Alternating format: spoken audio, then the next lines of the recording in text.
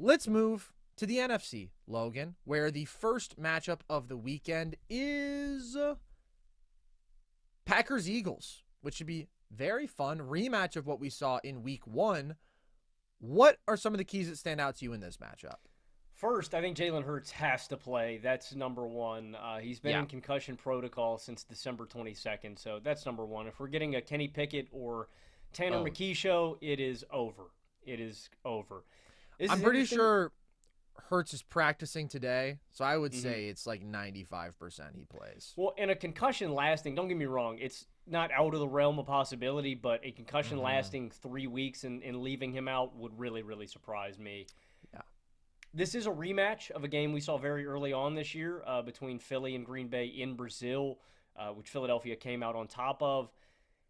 I just think Philadelphia is too overwhelming, and this defense is a problem. This was the number 1 passing defense in football this year. Opposing quarterbacks against Philadelphia this year, 2,961 yards, 22 TDs, 13 picks. It is a top 10 rushing defense, top 5 third down and red zone defenses, and they were number 6 in turnovers. And you just look up and down this roster, and you're in awe of all the talent that they have. Number 1 is that big man in the middle, Jalen Carter, who I think is one of the best interior defensive linemen in football. The guy's a monster. It is unfair the talent that this team has on that side. You also got Jordan Davis. You got an all-pro inside linebacker who is, resurrected his career in Zach Bond. And then on the secondary, Big Play Slade doing his thing, Reed Blankenship doing his thing, and the emergence of Cooper DeJean, Quinion Mitchell, and the return of C.J. Gardner-Johnson.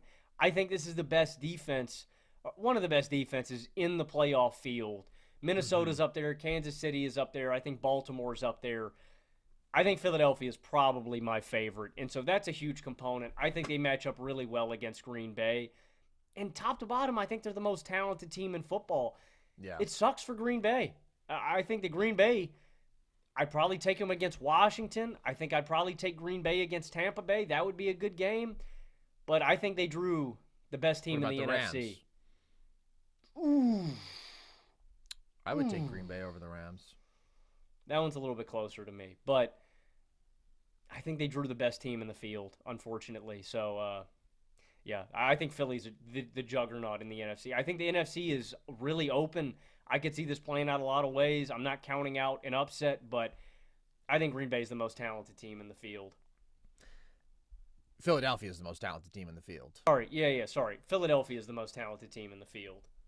The difference between the 6 and 7 seed in the NFC ended up being pretty fucking big, man. The difference between facing the Philadelphia Eagles and the Tampa Bay Buccaneers, big difference. And I think that this is a very tough draw for Green Bay. I do think that Green Bay is really good. They are an excellent, balanced offense. They are elite running the football. They are very efficient passing the football. But as you said, they're facing an elite defense, an incredibly complete defense, and they're going to be without Christian Watson, who has been their most explosive target in the passing game. Hasn't been super consistent, but has been super explosive.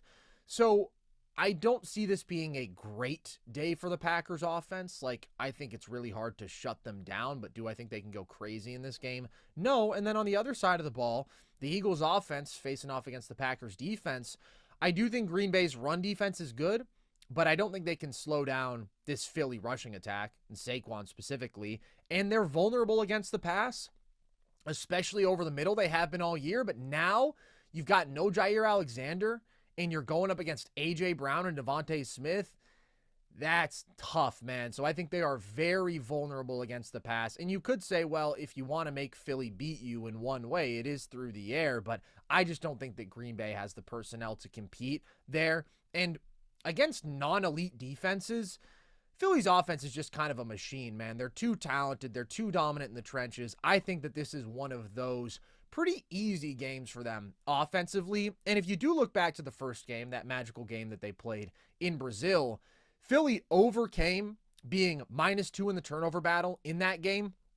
And they had 2 turnovers deep in their own territory on their first 2 drives, but their red zone defense stepped up.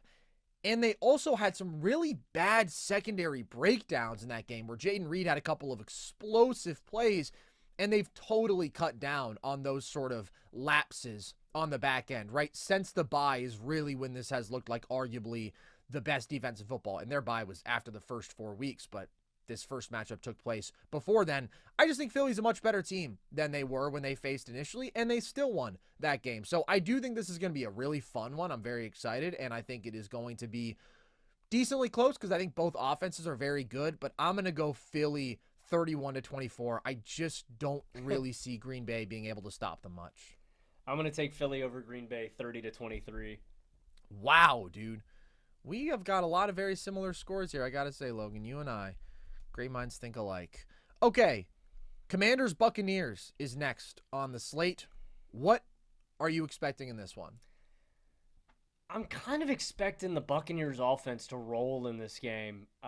They've had an elite offense this year, and I think that may have gotten lost in the shuffle with everybody fawning over Darnold and Goff and Allen and Lamar and Joe Burrow. The Bucs had the number 4 scoring offense in the NFL this season, and they were the number 1 third down offense in football. Obviously, Kansas City with a healthy Patrick Mahomes is number 1. Carson Wentz was bad enough in that final game that he brought down the percentage for Tampa Bay to leapfrog Kansas City. Tampa Bay was the number 4 red zone offense in football this year, and they were number 3 in rushing yards per attempt. They're loaded up front with Baker, over 40 touchdowns this year. Bucky Irving and Rashad White, right? White is a receiving back. Bucky, the guy between the tackles. Evans, Godwin, Otten, McMillan up front. Wirfs, Barton, Bredesen, and the brilliant mind of Liam Cohen leading the charge. In the second half of the Bucs schedule, this is over the last 7 games, they're number 1 in total offensive yards. They're number 2 in rushing yards, number 3 in passing yards, and they're the number 4 scoring offense. This offense is just amazing, and I'm worried for Washington's defense. The introduction of Marshawn Lattimore has made their secondary better, but I still feel like it is the weak point that I would pick on between these two teams. And they've been the number 28 rushing defense all year long. So, I mean, that's the key to me. If Tampa Bay can get going between the tackles, I think this game is probably over. And these two teams are extremely close to me. I've had the Commanders and Tampa Bay basically one spot apart in the power rankings. But the reason being is I just think Tampa Bay is a completely better two-way team. This Washington offense is also one of the best in football, but they brought down by their defense. So this was probably the toughest game that I had to pick between because I think these teams are too close, but I marginally prefer Tampa Bay's offense. I definitely prefer their defense, but this could come down to which QB outplays the other, and I would not be surprised if Jayden Daniels outplayed Baker Mayfield in this matchup. So I think this is the closest game on the schedule. I'm going to lean on the better two-way team, and I'm going to lean on the better quarterback. But the Commanders have had miracle after miracle in their pocket seemingly every game this year. I would not be surprised if they pulled another rabbit out of their hat in this one and somehow won it. But I lean Tampa Bay. Do you think Baker is the better quarterback? It's by one spot, literally. I had Baker, I think 9. I think I had Jayden 10 or something like that. I thought you switched that. I thought you flipped that at the end. Regardless, I think Jayden is the better quarterback. Yeah, because you hate Baker in fun. Nope, I don't hate Baker at all. I think I give Baker perfectly adequate respect. I was once very wrong about Baker, but that's long in the past. I've long forgotten that stance. I enjoy Baker, and I think he's top 15. I did flip it. No, I lied. I had Jayden 9, Baker 10. Forever memory never lets me down. But it's very close between these two guys. So, basically, you kind of touched on this point at the very end. This does fundamentally come down to which quarterback I trust more in this matchup because these are 2 elite rushing attacks. These are 2 very efficient passing attacks. These are 2 top 5 sort of very balanced offenses. And these are 2 very flawed defenses. Now, I do think Tampa Bay's defense is better than Washington's, and I do think that their offensive line is better than Washington's. But those advantages in the big picture are decently marginal in both categories. These are both good offensive lines, and these are both bad defenses. And I trust Jayden to outplay Baker in this game. I think that he's better situationally. He's somebody I trust more to take care of the football. And so when it comes down to it, these are 2 defenses that I don't believe in getting stops, and these are 2 dynamic offenses.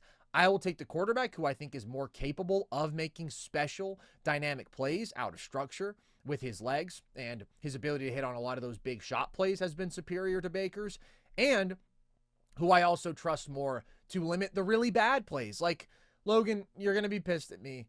I do like Baker. I'm not going to come out here and do a Theo take and say that he's the 23rd best starter in football. But Baker didn't just lead the league in picks this year with 16. He also led in fumbles with 13. It was just a remarkably low percentage of those fumbles were actually recovered by the defense, but that's not sustainable. You don't get lucky like that forever. When you have the guy who is potentially giving the ball up the most, both through the air and on the ground at the quarterback position, that is concerning when it comes down to a game like this. And maybe there is a little bit of variance that's due to come back and bite him with a fumble. You know who's thrown the most interceptions this year when under no pressure?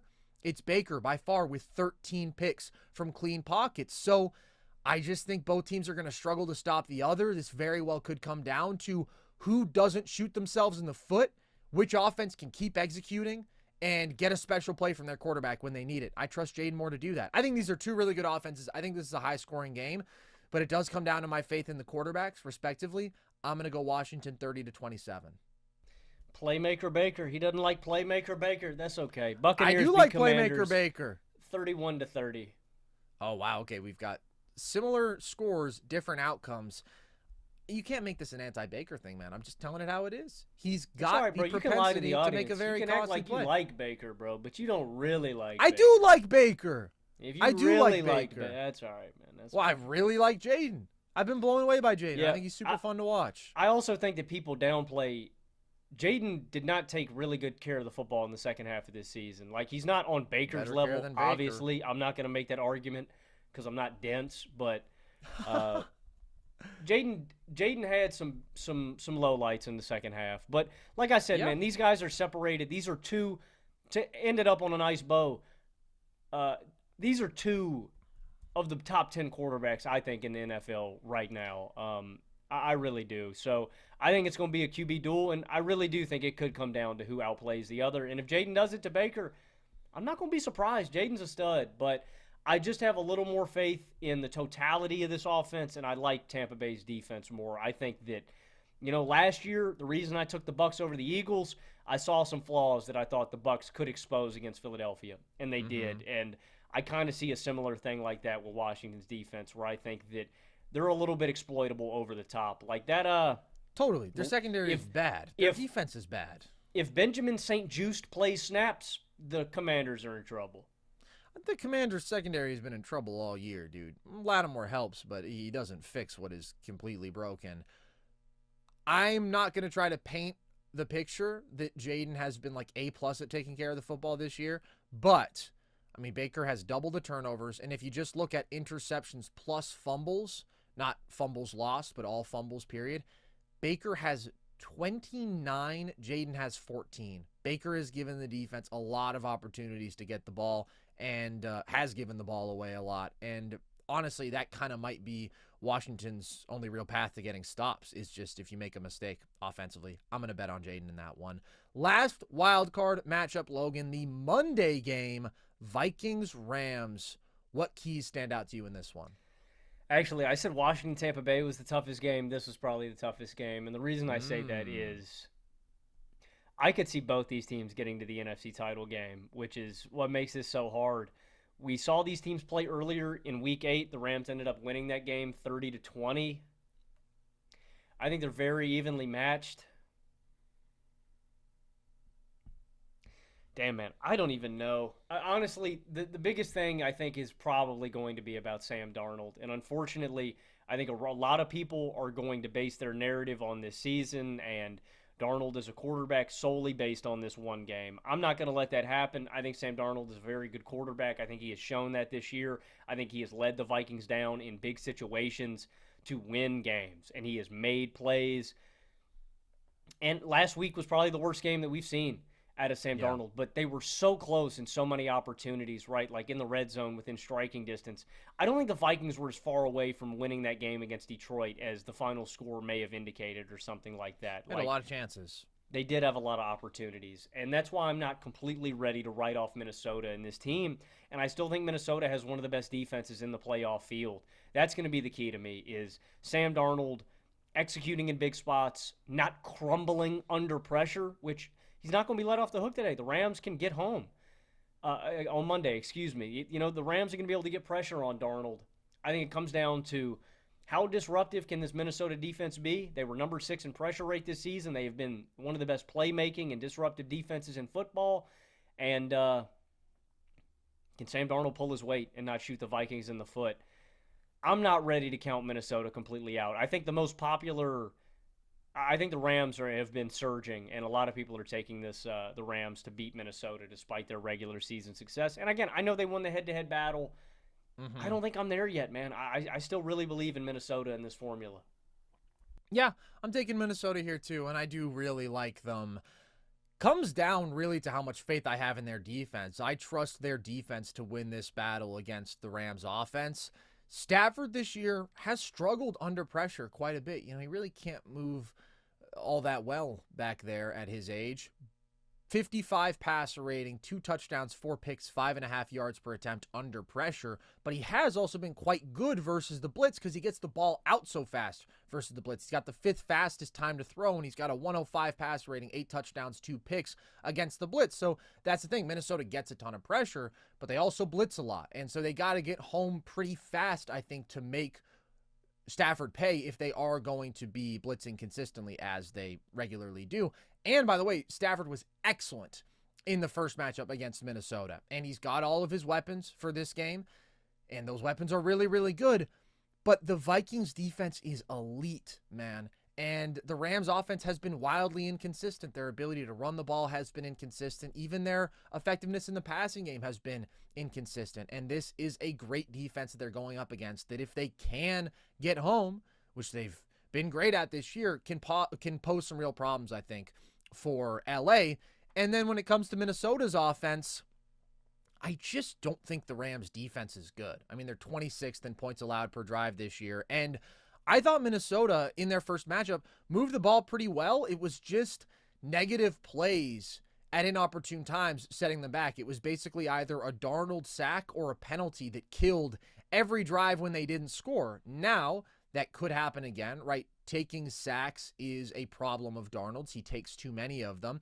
And I do think that the Rams will probably bring a little bit more heat than usual in this game. And they do have a good defensive front and a pretty solid pass rush. And when you consider how Darnold held up last week against the Lions, that is terribly against pressure and against the blitz, I can see why the Rams would try to exploit that. I just don't think Darnold will melt down again like he did, right? I'm not saying that version of him is not in there because obviously it is. And he was seeing ghosts last week. But in totality, on the year, he's never looked that bad. And he's never just been that out of sync where he's missing open receivers. His processing totally breaks down. Like, again, he's good to take a bad sack, an inopportune sack a game, but to just consistently be as incapable of attacking the defense as he was last week, that to me was uncharacteristic. I don't see that happening again. I do think Minnesota should be able to run the ball better than they did in the first matchup between these two teams and than they did last week, which alleviates some of the burden on Darnold. The Rams are just 26th in yards allowed per rush attempt. So I just think this game requires Stafford being pretty special against a great defense. And for Minnesota to win, it just requires getting a solid Darnold who doesn't fail like he did this past week. They have, to me, just the more talented roster, the better infrastructure in place. And it really comes down to that gap in the defense. Like, I can see Stafford going crazy and winning the Rams because of that. And if Darnold is bad, well, yeah, that's the formula right there. I think there's more outcomes where Minnesota just does their job, plays basically up to their potential, up to their normal level, and they win the game if they do that, in my opinion. So I have them 24-20. And I know people have love scars from last week against Detroit. All I'll say is it's hard getting that much pressure the way Detroit did on Darnold because I think his offensive line is pretty good. Also, they've got Justin Jefferson and Jordan Addison, and I think that's a problem in of itself where it's hard to cover those guys. It's hard to stay. They have so many weapons, man. If it's Hawkinson, if it's, Naylor, who I know he's had his problems with drops, has been good at getting open this year. If it's Aaron Jones, I just think the Vikings are the better team top to bottom, and I don't trust this defense nearly as much as I do with Minnesota. Like I said, the Rams are a real threat. I could see them getting to the NFC title game. I think this is the toughest one, but I'm going to take Minnesota 28-23. And also, you mentioned just how incredible the receiving weapons are, right? Darnold was missing them when they were open this past week. I just think it is going to be beaten into him exactly how he should be moving through his progressions, exactly how he should prepare to face another blitz-heavy performance because, like, last week was really, really bad, but I think KOC is a really good coach, and I do think that he will have Darnold better prepared. I don't have as much faith in Darnold as I did before this past week, but I don't think it's going to look like it did last week again in back-to-back games. Last thing I'll say, the most Minnesota thing they could do, though, is lose this game. I can't think of a more Minnesota thing. Goal, that would be the most Minnesota thing. You win 14 games. Of course, the Lions this year win 15, so you miss out on the division and home field advantage and the number 1 seed, and then you drop your final 2 games. That would be the most Minnesota thing ever. I pray for the livelihood and sanity of Minnesota fans that does not come to fruition.